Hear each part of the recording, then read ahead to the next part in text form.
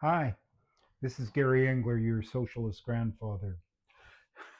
I enjoyed my rant last episode about the misuse of the word democracy so much that I'm going to let myself go again in this episode. Not to get mad, but to be sarcastic. Something that is also usually best avoided, but is useful sometimes to make a point, and it can also be fun. Seems to me what Donald Trump and the rise of what the mainstream media calls the populist right is much better described as the victory of the stupid capitalists over the not so stupid capitalists. I mean, what other word would you use to describe the capitalists who go out of their way to act like stereotypical, ugly, and ignorant bully Americans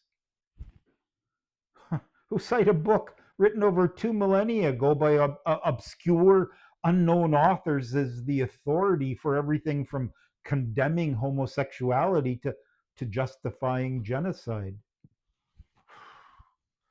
The not so stupid capitalists were much better at pretending the system was some sort of force for good in the world, helping poorer countries through generous aid or development.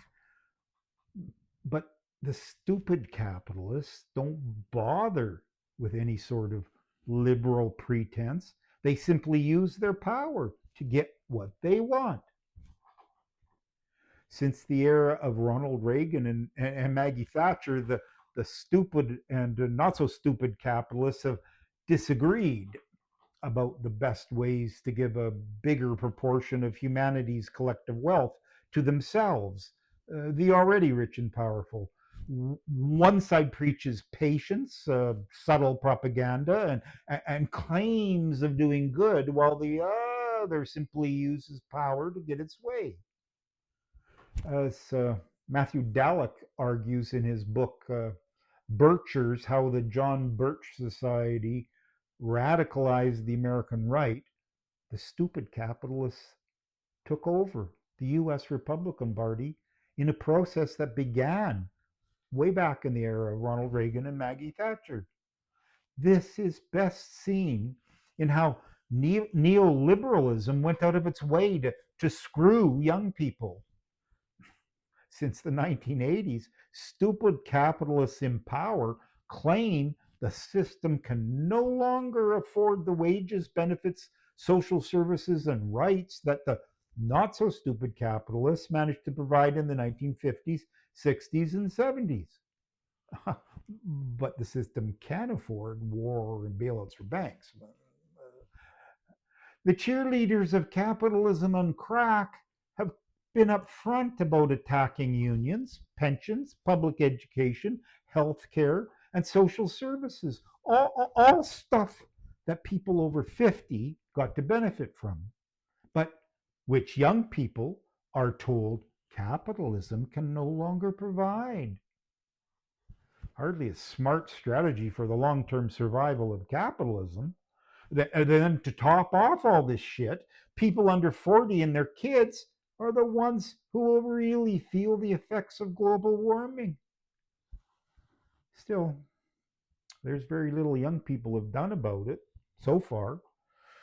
So the stupid capitalists remain empowered and confident.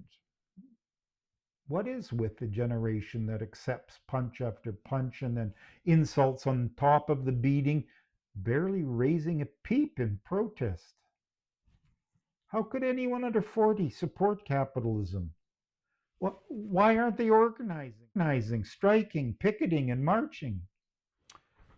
Consumerism and its evil twin, individualism, are the most likely culprits.